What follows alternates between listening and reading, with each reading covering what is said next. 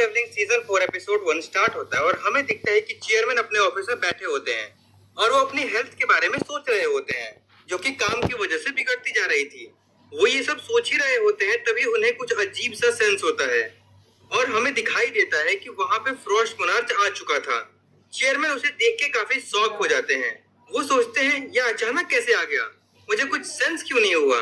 और वो मन में सोच रहे होते हैं कि अगर ये इस लेवल पे स्ट्रांग है तो मैं इसको अकेले नहीं हरा पाऊंगा, मुझे किसी और हंटर को हेल्प के लिए बुलाना चाहिए। तभी फ्रॉस्ट मोनार्च बोलता है, इस जगह को मैंने बाहरी दुनिया से सील कर दिया है, तो यहाँ कोई भी नहीं आने वाला। चेयरमैन ये सब सुन के और ज्यादा शॉक हो जाते हैं। वो सोचने लगते हैं कहीं मैं सपना तो नहीं देख रहा। तभी फ्रॉस्ट मोनार्च उनके शोल्डर पे हल्का सा कट कर देता है और बोलता है, अगर ये सपना होता तो तुम्हें दर्द नहीं होता। मतलब ये मोनार्च लिटरली सामने वाले का माइंड पढ़ सकता था। चेयरमैन बोलते हैं, अगर ये सपना नहीं है तो आखिर तुम कौन हो? फ्रॉस्ट मोनार्च बोलता है, मुझे लगा था तुम मुझे पहचान जाओगे बिना मेरे बताए, बट लगता है कि तुम सिर्फ एक मामूली इंसान ही हो। चेयरमैन उसकी बातें सुन के और काफी कंफ्यूज हो जाते हैं, लेकिन फ्रॉस्ट मोनार्च फिर से बोलने लगता है, मुझे कमजोरों के साथ खेलने का कोई शौक नहीं है। तुम खुद को सामने लाओ, फ्रेगमेंट ऑफ लाइट। या फिर तुम कहीं ऐसा तो नहीं सोच रहे कि अगर तुम सामने आए तो तुम्हारा ये नाजुक सा शरीर ज्यादा देर तक टिक नहीं पाएगा? ये तो वैसे भी टूटने वाला है, आज नहीं तो कल। तो क्यों ना तुम सामने आओ और मुझसे फाइट करो। इतना बोल करके वो एक अटैक चेयरमैन की तरफ लॉन्च करता है और हमें दिखता है कि वहां काफी तेज धमाका होता है और चारों तरफ स्मोक फैल जाता है। फ्रॉस्ट मोनार्च बोलता है, फाइनली तुम आ ही गए। जिसके बाद हमें स्मोक से चेयरमैन आते दिखाई देते हैं। उनकी चाल ढाल अलग होती है बिल्कुल, उनके शरीर से लाइट ग्लो कर रहा होता है और वो पहले से काफी स्ट्रांग भी लग रहे होते हैं। चेयरमैन बोलते हैं, तुमने मेरे ऑफिस को एक अलग डायमेंशन में ट्रैप कर दिया, नॉट बैड। फ्रॉस्ट मोनार्च बोलता है, मुझे लगा नहीं था कि तुम इस टूटे हुए शरीर के अंदर ट्रैप होगे, कि अपनी पावर को भी यूज करने के लिए तुम्हें सोचना पड़ेगा। हमने ऑलरेडी तुम्हारे 7 फ्रैगमेंट्स के बारे में पता लगा लिया है, जिनमें से हमने 2 को मार भी दिया है और अब तुम्हारी बारी है। जिसपे चेयरमैन गुस्सा हो जाते हैं और बोलते हैं, हिम्मत है तो कोशिश करके देख लो फ्रॉस्ट मोनार्च। जी हाँ, जो चेयरमैन कुछ समय पहले तक कंफ्यूज थे और उससे पूछ रहे थे कि तुम कौन हो, वो अब उसका नाम भी जानते थे। एक्चुअली चेयरमैन भी एक रूलर का वेसल है, क्रिस्टोफर रीड की तरह। खैर, इसके बाद उन दोनों की फाइट स्टार्ट हो जाती है। फ्रॉस्ट मोनार्च चारों तरफ आइस का वॉल बना के चेयरमैन को ट्रैप करने की कोशिश करता है, लेकिन चेयरमैन इजीली उसे पंच मार के तोड़ देते हैं और उस आइस वॉल से बचते बचते वो फ्रॉस्ट मोनार्च के करीब पहुंच जाते हैं। फ्रॉस्ट मोनार्च आइस का एक स्वॉर्ड बना लेता है और खुद को डिफेंड करने की कोशिश करता है, लेकिन चेयरमैन काफी तेजी से उसकी तरफ अटैक कर देते हैं। लेकिन फ्रॉस्ट मोनार्च उनसे भी ज्यादा तेज होता है और पीछे हट जाता है। चेयरमैन सोचने लगते हैं, मुझे ये फाइट जल्दी से जल्दी खत्म करनी होगी, और वो फिर से अटैक करने की कोशिश करते हैं, लेकिन उनके सारे अटैक को फ्रॉस्ट मोनार्च डॉज कर लेता है। तभी अचानक से चेयरमैन गिर जाते हैं और मूव नहीं कर पा रहे होते। फ्रॉस्ट मोनार्च बोलता है, लगता है तुम्हारे इस शरीर का लिमिट खत्म हो चुका है, क्या तुम्हें अभी भी फाइट करनी है? इतना बोलकर कि वो अचानक से गायब हो जाता है। चेयरमैन कंफ्यूज हो जाते हैं, लेकिन तभी वो अचानक से उनके सामने आ जाता है और अपनी आइस रॉड से सीधा चेयरमैन के चेस्ट में स्टैब कर देता है। वो रॉड बिल्कुल आर पार हो जाता है। चेयरमैन अपनी आखिरी सांस लेने लगते हैं। फ्रॉस्ट मोनार्च बोलता है, कितना टाइम लगेगा अब तुम्हें नए शरीर ढूंढने में? 1 साल, 2 साल? हमने ऑलरेडी अपनी सारी आर्मी को इकट्ठा कर लिया है। जब तक तुम वापस आओगे तब तक तो यह दुनिया तबाह हो चुकी होगी। चेयरमैन उस रॉड को जोर से पकड़ लेते हैं और बोलते हैं, जैसे हम तुम्हारे इस प्लान के बारे में प्रिडिक्ट नहीं कर पाए, वैसे ही तुमने भी कुछ इंपॉर्टेंट मिस कर दिया है। फ्रॉस्ट मोनार्च कंफ्यूज होकर के पूछता है, मैंने क्या मिस किया है? जिसके बाद चेयरमैन अपना आखिरी बचा खुचा पावर यूज करके एक काफी पावरफुल अटैक करते हैं, लेकिन फ्रॉस्ट मोनार्च उसको भी डॉज कर लेता है और वो अटैक जाकर के सामने की दीवार पे लगता है। फ्रॉस्ट मोनार्च बोलता है, अब ये मत कहना कि तुम्हारा ये अटैक ही वो सबसे इम्पोर्टेंट बात थी। जिस पे चेयरमैन बोलते हैं, हाँ बिल्कुल सही कहा तुमने। फ्रॉस्ट मोनार्च फिर से कंफ्यूज हो जाता है और बोलता है, क्या मतलब तुम्हारा? मुझे नहीं लगता कि अगर ये मुझे हिट भी करता तो इससे कुछ खास फर्क पड़ता। तभी हमें दिखाई देता है कि चेयरमैन के शरीर से जिन्हो का एक शैडो सोल्जर निकलता है। एक्चुअली जो चेयरमैन ने अटैक किया था उसने सामने की दीवार को तोड़ दिया था। उसी गैप से निकल करके वो शैडो सोल्जर वहां से तुरंत भाग जाता है। जैसे ही फ्रॉस्ट मोनार्च की नजर उस पर पड़ती है वो सोचते हैं आखिर शैडो मोनार्च का एक सोल्जर क्या ही कर लेगा। वो बोलता है, एक मिनट, कहीं तुम। इतना बोलते ही वो बिना टाइम वेस्ट किए तुरंत उसके पीछे भागता है और उस शैडो सोल्जर को मारने ही वाला होता है। तभी वहां जिन्वो आ जाता है और उसके अटैक को रोक लेता है। जिन्वो तुरंत उसका गर्दन पकड़ के उठा लेता है। लिटरली जहां इस मॉन्स्टर को चेयरमैन टच भी नहीं कर पा रहे थे, जिन्वो ने आते ही उसको उसकी औकात दिखा दी। जिन्वो बोलता है, तुम कौन हो? I self. फ्रॉस्ट मोनार्च बोलता है, मुझे विश्वास नहीं हो रहा है कि तुम्हारे पास इतनी बड़ी शैडो सोल्जर की आर्मी हो चुकी है। मैं क्लियरली सेंस कर पा रहा हूँ। तुमने हमें कांटेक्ट करने की कोशिश क्यों नहीं की? लेकिन जिन्वो को कुछ समझ नहीं आता। उसे लग रहा होता है कि ये वही आई सेल्फ है जिसको वो एक्सट्रैक्ट नहीं कर पाया था। फ्रॉस्ट मोनार्च समझ जाता है और बोलता है, तो तुम ही हो वो इम्पोर्टेंट चीज जिसके बारे में वो बोल रहा था। फिर वो अपनी मुंह से एक बहुत ही बड़ी आइस की वॉल बनाता है और जिन्वो से काफी दूरी बना लेता है और बोलता है, क्यों ना हम इस फाइट को यहीं पे खत्म करें आज के लिए। जिन्वो बोलता है, क्या मतलब? तो फ्रॉस्ट मोनार्च बोलता है, क्योंकि तुम यहाँ उस इंसान को बचाने आए हो ना। जिन्वो को तुरंत याद आता है, अच्छा मैंने ये शैडो सोल्जर तो चेयरमैन के अंदर डाला था, कहीं उनको कुछ हो तो नहीं गया। जिन्वो ये सोच ही रहा होता है तभी फ्रॉस्ट मोनार्च एक आइस का बना हुआ एरो चेयरमैन के ऑफिस के तरफ फेंक देता है उसे मारने के लिए। जिन्वो तुरंत अपने रूलर अथॉरिटी का यूज करके दूर से ही उसे रोकने की कोशिश करता है, लेकिन पहली बार ऐसा होता है कि जिन्वो का रूलर्स अथॉरिटी भी काम नहीं करता। इसीलिए जिन्वो बिना टाइम वेस्ट किए खुद उस एरो को रोकने चला जाता है और वो टाइम पे पहुंच के उसे रोक भी लेता है। लेकिन जब तक जिन्वो ये सब में बिजी था, फ्रॉस्ट मोनार्च वहां एक पोर्टल बना के भागने की तैयारी कर रहा होता है। जिन्वो की नजर जैसे ही उस पर जाती है तो वो बोलता है, मैं तुम्हें इस तरह जाने नहीं दूंगा। और वो उसके पीछे भागता है और उस पे अपना डैगर से अटैक करता है, जो कि उसे लग भी जाता है, बट वो फिर भी भागने में कामयाब हो जाता है।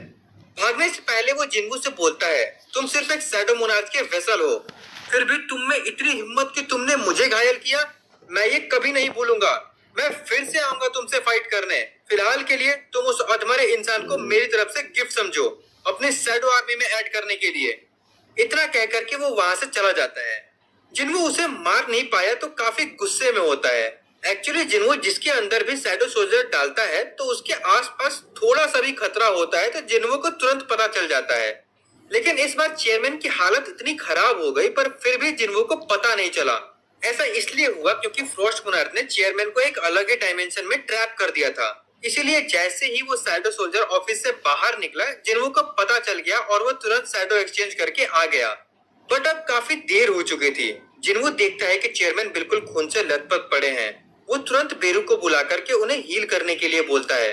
बेरू भी अपनी पूरी कोशिश करता है चेयरमैन को हील करने की, लेकिन इंजरी इतनी ज्यादा होती है वो भी कुछ नहीं कर पाता। फिर जिन्वो होली वाटर ऑफ लाइफ देने की सोचता है, लेकिन चेयरमैन उसका हाथ पकड़ लेते हैं और बोलते हैं, इसकी कोई जरूरत नहीं है, तुम यहाँ आ गए यही मेरे लिए काफी है। Thank you so much.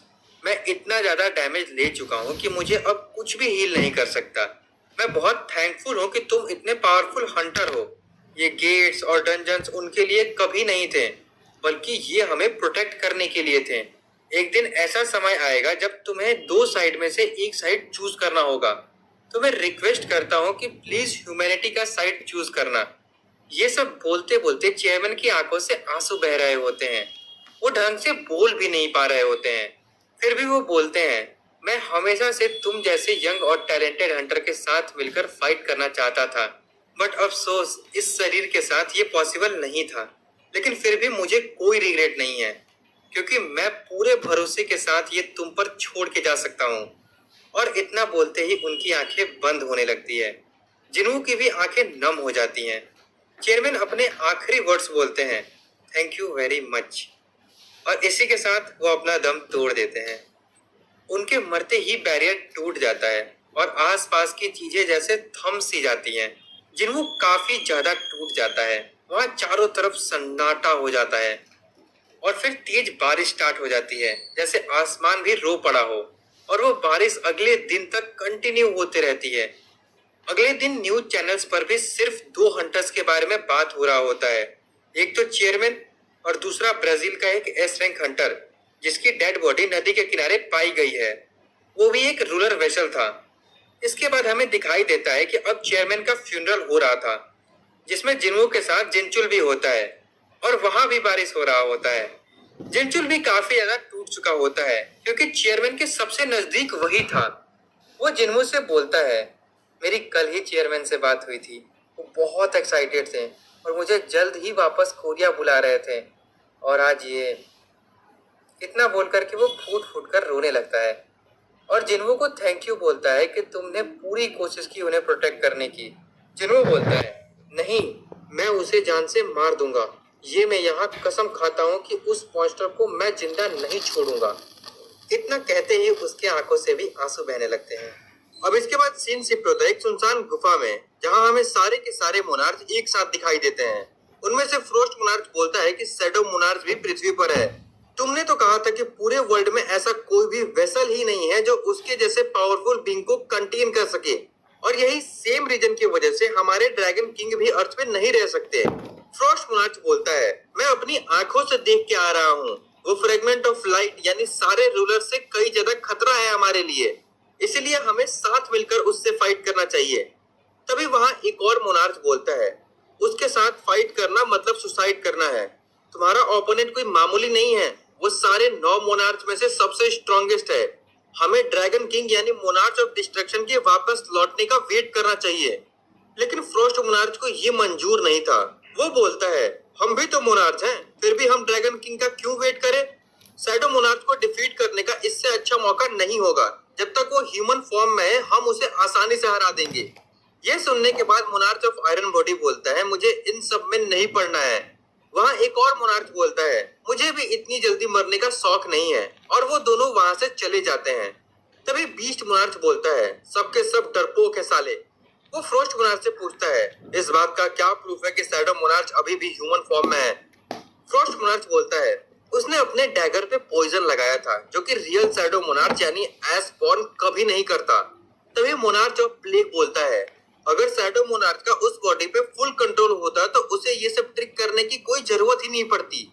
जिसके बाद वो दोनों मोनार्च शैडो मोनार्च से फाइट करने के लिए रेडी हो जाते हैं। अब इधर चेयरमैन को मरे हुए 1 वीक हो चुका था।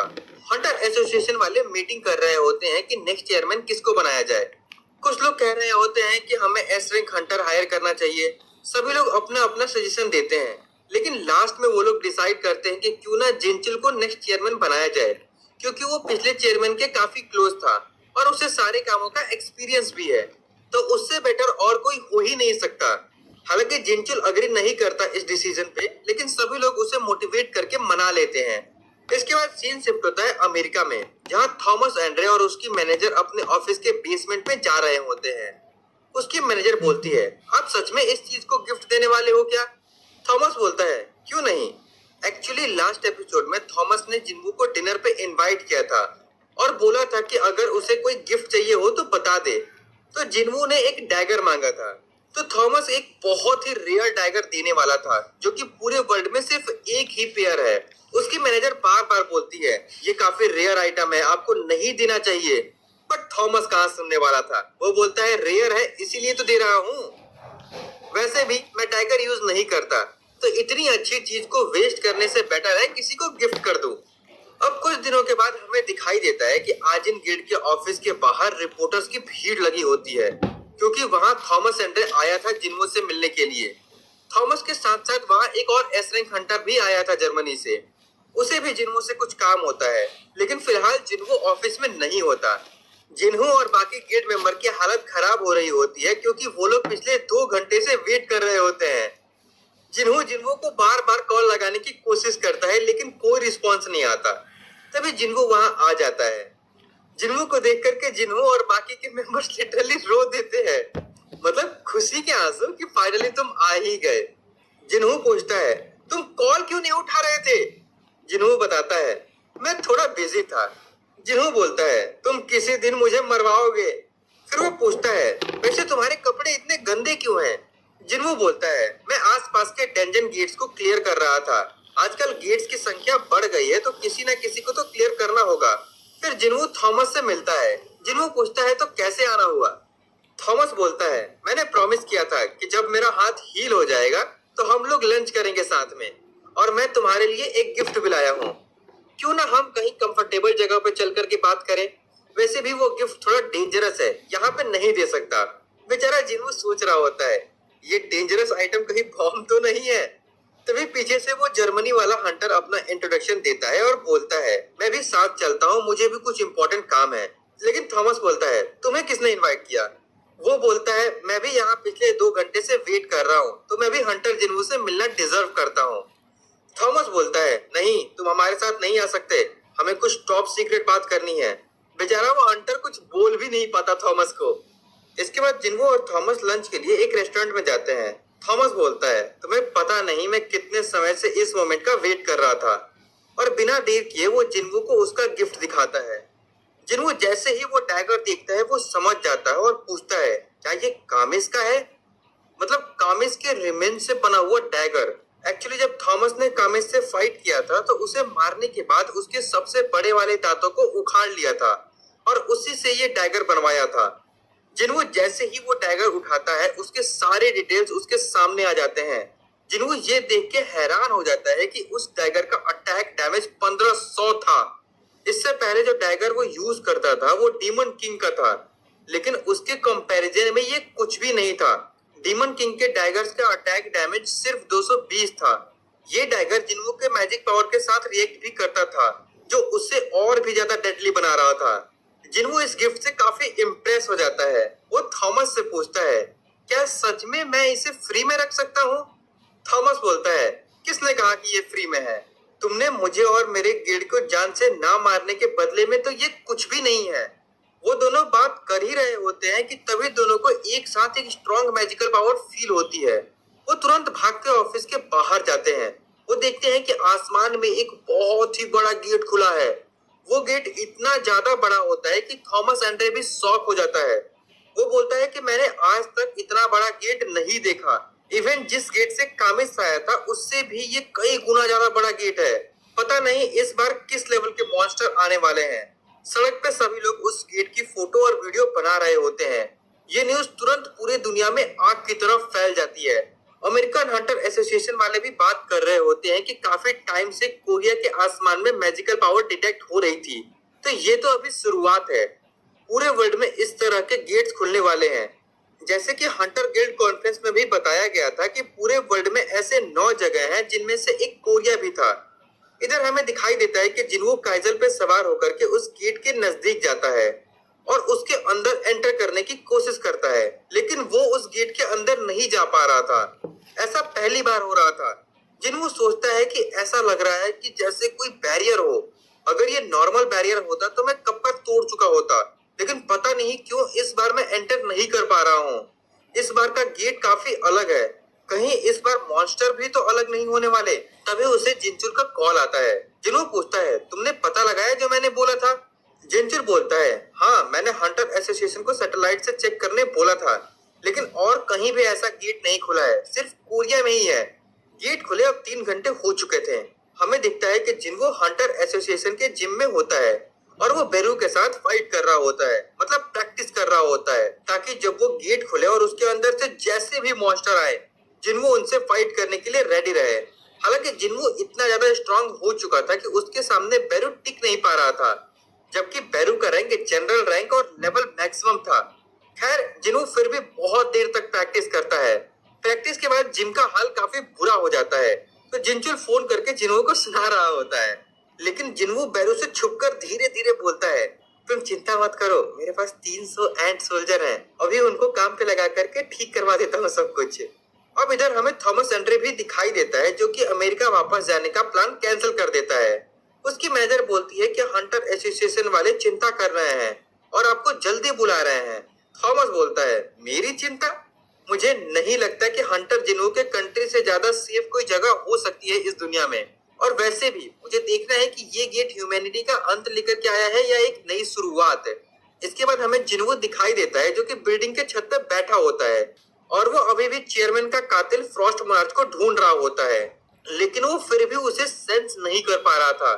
वो सोचता है फिलहाल मुझे इस गेट पे ध्यान देना चाहिए, लेकिन उसे इस बार खुद पे डाउट हो रहा था कि क्या मैं इस गेट को क्लियर कर पाऊंगा या नहीं।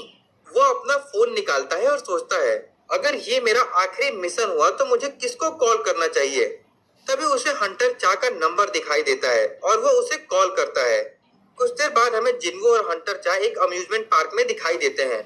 अब क्योंकि जिन्वो इतना फेमस था तो वहाँ सभी लोग उसे ही देखने आए होते हैं और उन्हें लग रहा होता है कि हंटर चा जिन्वो की गर्लफ्रेंड है। जिन्वो बेचारा सोच रहा होता है कि आजकल गेट को लेकर के पैनिक सिचुएशन है, तो ऐसी जगहों पे भीड़ कम होगी, लेकिन यहाँ भी इतनी भीड़ है। चा जिन्वो से पूछती है, क्या तुम्हें इस तरह की जगह पे आना पसंद है? जिन्वो बोलता है, ऐसा नहीं है, मुझे लाइफ में बस एक बार यहाँ आना था। अब सिचुएशन देख करके ऐसा नहीं कहा जा सकता कि हमें फ्यूचर में कभी ऐसा मौका मिलेगा या नहीं, इसलिए सोचा कि क्यों ना आज ही शौक पूरा कर लिया जाए। चा पूछती है, लेकिन तुमने मुझे क्यों बुलाया? जिन्वो बोलता है, क्योंकि तुम ही तो मेरी इकलौती फ्रेंड हो। चा कंफ्यूज होकर के जिन्वो को देखती है तो जिन्वो उसे याद दिलाता है, याद है तुमने ही कहा था उस डबल डंजन वाले टेम्पल में। ये सुनकर के चा तुरंत शर्मा जाती है और बोलती है, तुमने वो सुन लिया था क्या?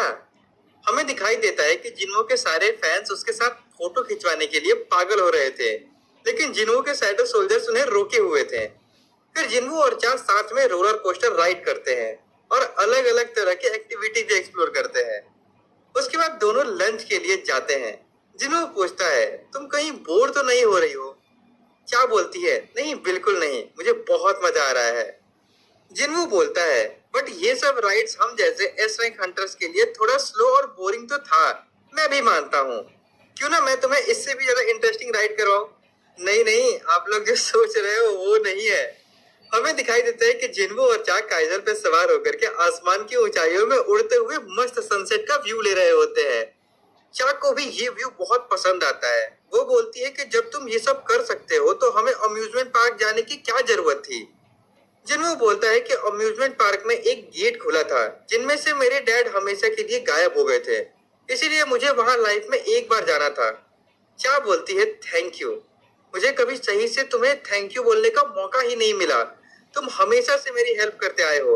और इसी खूबसूरत व्यू के साथ ये एपिसोड यहीं पे खत्म हो जाता है। अगर आपको नेक्स्ट एपिसोड जल्दी से चाहिए तो इस वीडियो पे 5 के